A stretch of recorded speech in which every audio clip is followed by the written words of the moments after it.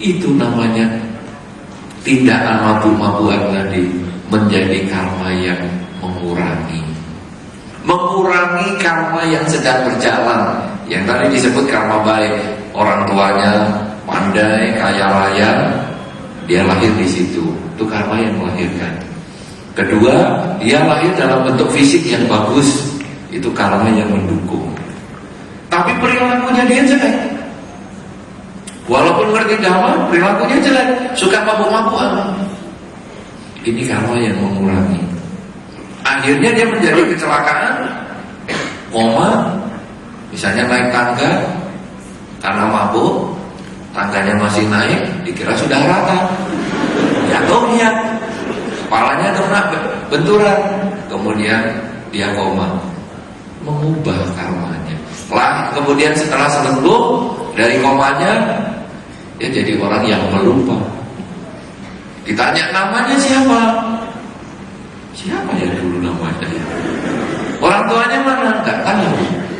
Kenapa? Dia sudah kena karma yang memotong.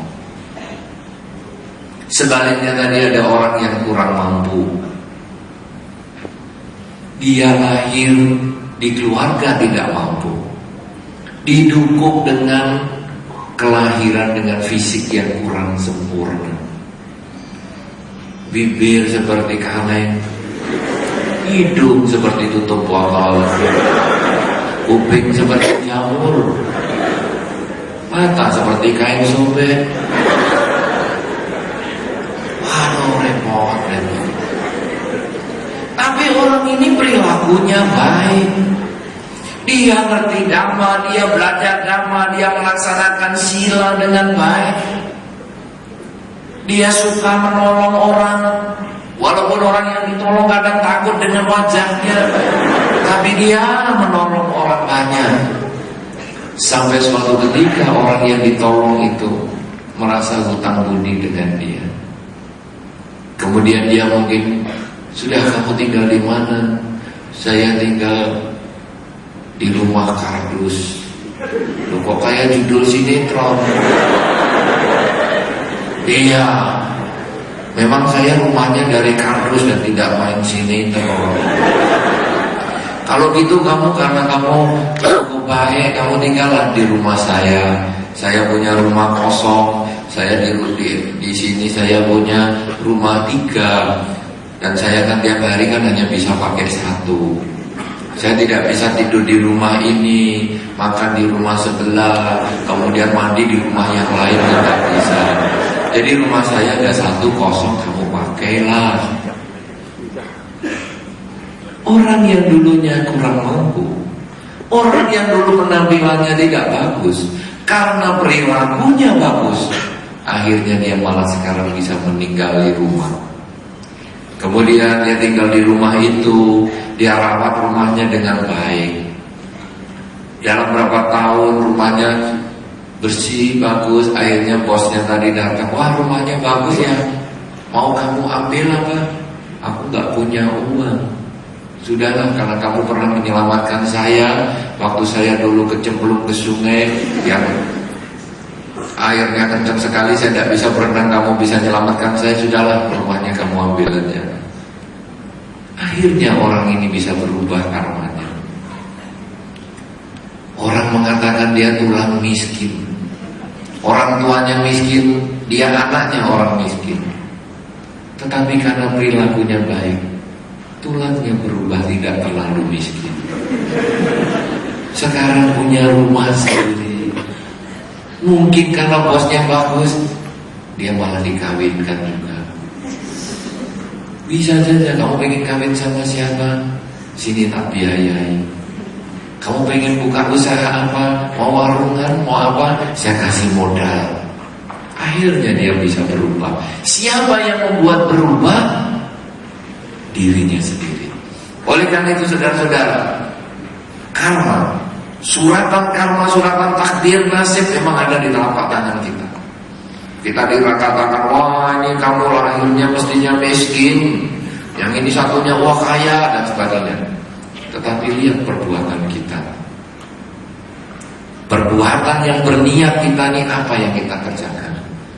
Apakah kita mengembangkan kebajikan?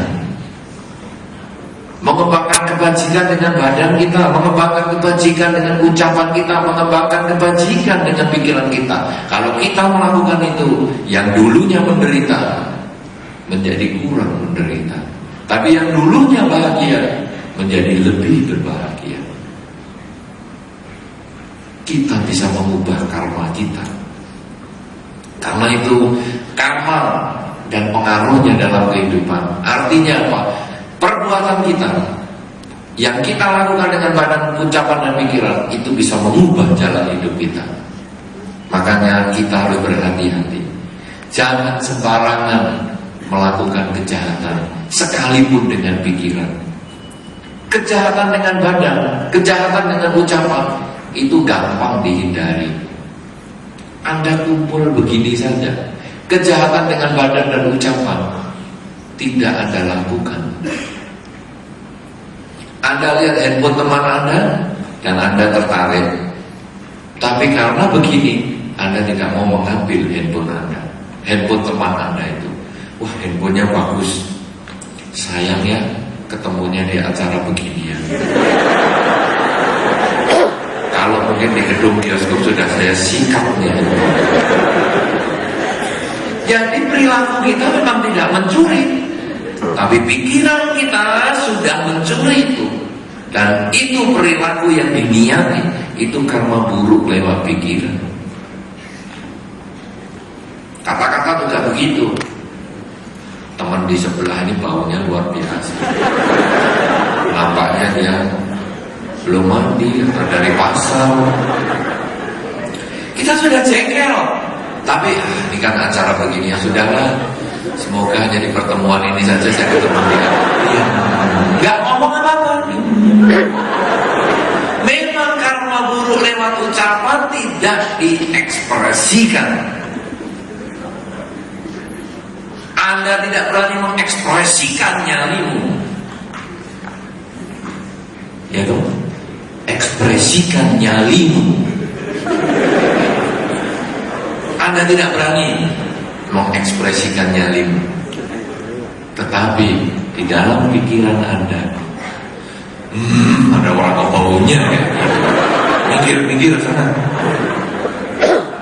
Pergi. Pikiran jahat Anda.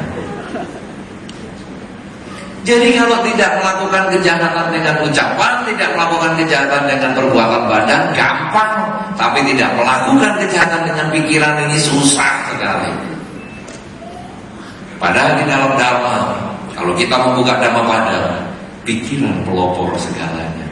Bukan ucapan pelopor segalanya, bukan perbuatan pelopor segalanya, pikiran pelopor segalanya. Semua yang kita ucapkan, semua yang kita lakukan, dasarnya dari pikiran. Belum ngomong apa-apa, sudah mikir. Belum melakukan apa-apa, sudah mikir. Ini yang kita harus lakukan sekarang, perbaikan lewat pikiran kita. Apa yang harus kita kerjakan? Kita mengembangkan pikiran positif setiap saat. Bagaimana cara mengembangkan pikiran positif setiap saat? Anda bisa mengisi pikiran Anda setiap saat dengan kata-kata yang baik.